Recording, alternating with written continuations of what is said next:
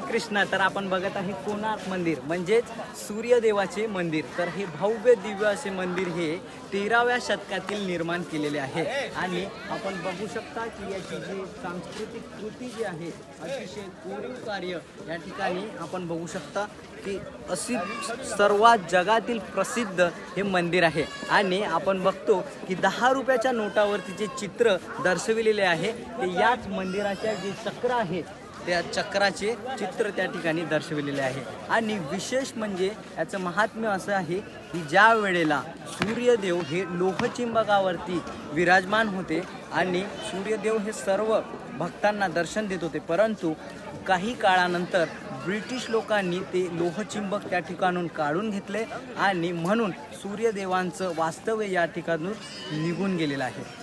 परंतु सूर्य मंदिर हे अतिशय प्रसिद्ध या ठिकाणी आहे। हरे कृष्ण, धन्यवाद।